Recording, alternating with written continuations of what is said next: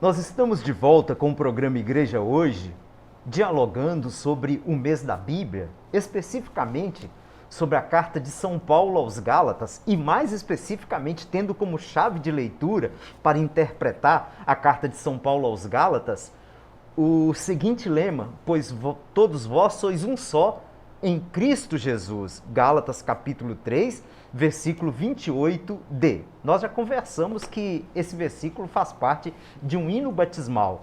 Antes de entrarmos nesse assunto, eu queria só retomar algo que o Girley falou no bloco anterior, e eu acho muito interessante para a gente ir colocando também o cenário que está, o contexto que está por trás dessa carta, né?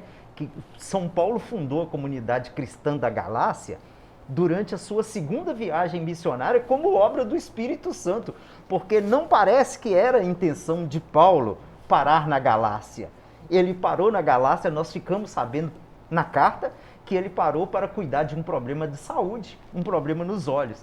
Parou, foi acolhido com muita generosidade e ele chega até a dizer na carta, né, vocês estavam prontos para arrancar os olhos para me dar. Então o evangelho teve uma acolhida enorme na Galácia.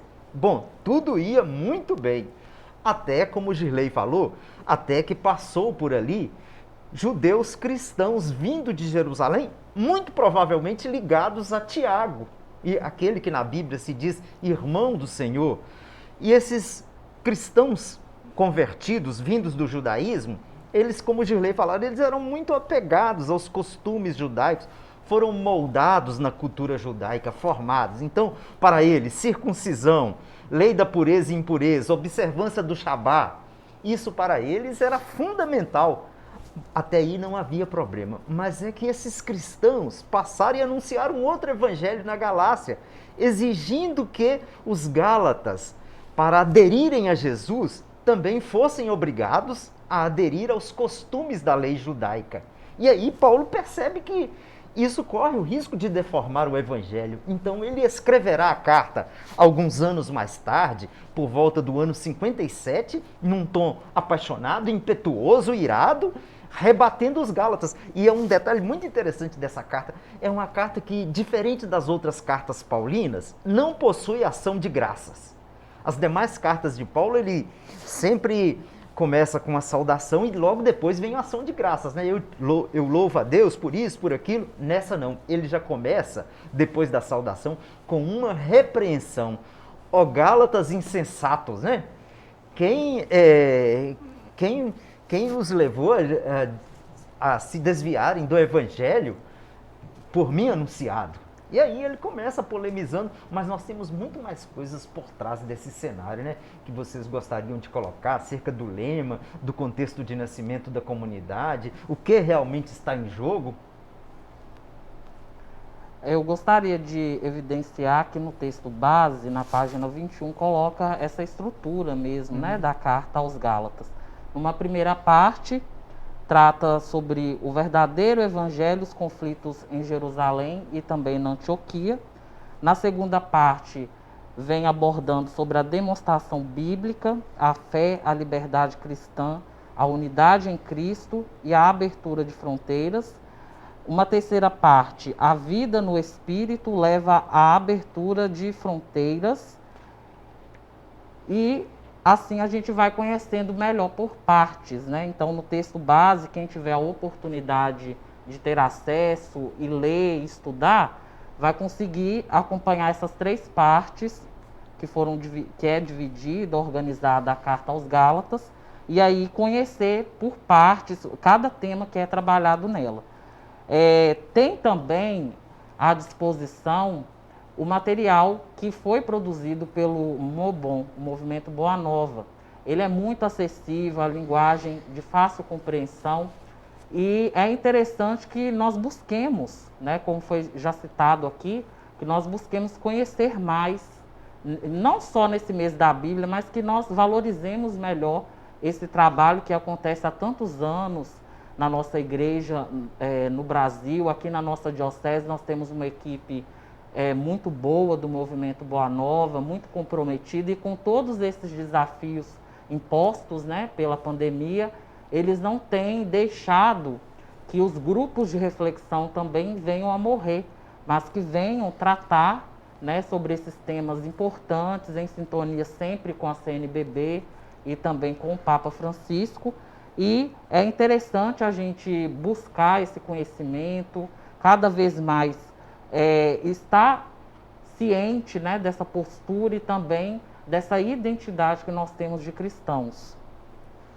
Rivelino, se você me permite uma pequena divagação, eu gostaria de colocar aqui dentro de um contexto o cristianismo com Jesus e o cristianismo sem Jesus. Se você analisar o cristianismo com Jesus, Jesus ele ia ao encontro das pessoas, sem preconceitos. Ele veio para inaugurar a lei do amor. Então, ele era aquele que curava, é aquele que aliviava os sofrimentos, que tinha aquela palavra vamos dizer assim, aquela palavra de restauração do ser humano. E isso, independentemente de classe social. Assim como ele se deixou ser visto e se deixou beber água pela mão da samaritana, olhou para cima da árvore e pediu para que Zaqueu descesse, que ele ia até ele cear com ele. Então, dois extremos sociais. Então, Jesus, ele ia ao encontro do ser humano, não da posição que a pessoa ocupava na sociedade. Então, esse é o movimento de Jesus com Jesus.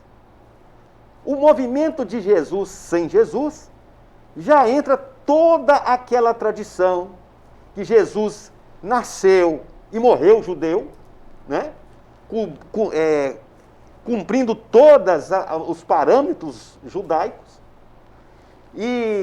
Mas ele veio trazer uma nova perspectiva, onde o homem era o centro, onde o homem tinha diante de Deus, vamos dizer assim, todo o carinho, todo o zelo, todo o cuidado.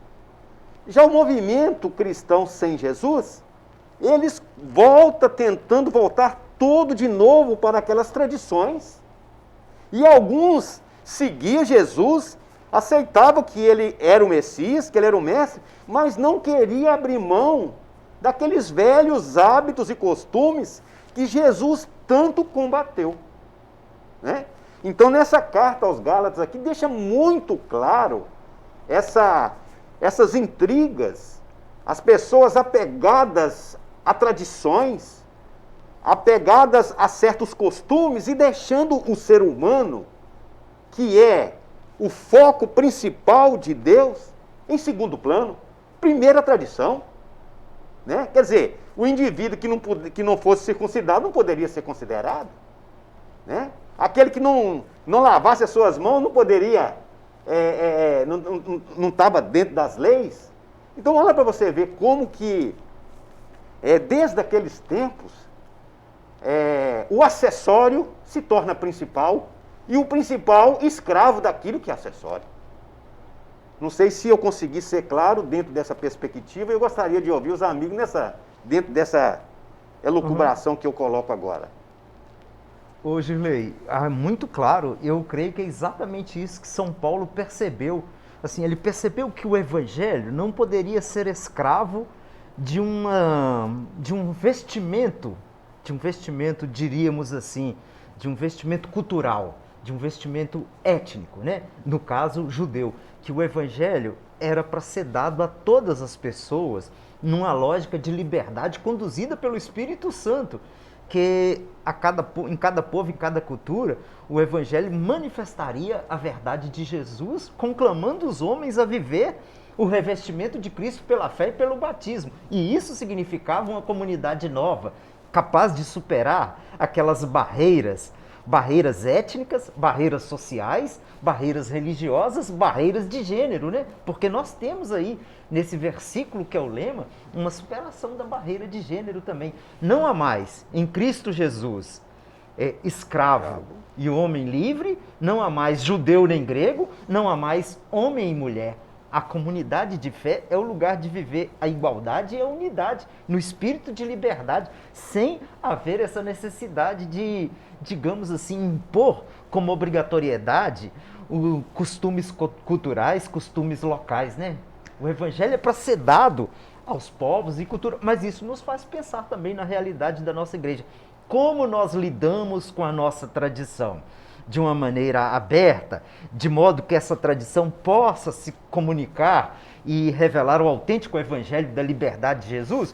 Ou nós engessamos a tradição como os cristãos, os judeus cristãos de Jerusalém queriam fazer aí, né? É uma pergunta que a gente tem de se fazer hoje. Sim. E essa realidade ela está muito latente na América Latina e no Caribe por conta da primeira Assembleia Eclesial. Todos esses temas que a gente vê na comunidade da Galácia, quando São Paulo dirige a eles a carta, as questões, né, culturais, religiosas, essa distorção do Evangelho, o Evangelho sendo utilizado para outros fins e não para gerar a vida da comunidade, a fraternidade, essa amizade social. A igreja na América Latina e no Caribe tem enfrentado muitos desafios e se colocou nesse processo através da inspiração do Espírito Santo e também da presença firme do Papa Francisco em desejar que todos esses temas, né, sejam lançadas luzes sobre esses temas, mas a partir do Evangelho de Jesus. Então, o Evangelho não é para a destruição, não é para a divisão, é para promover a vida.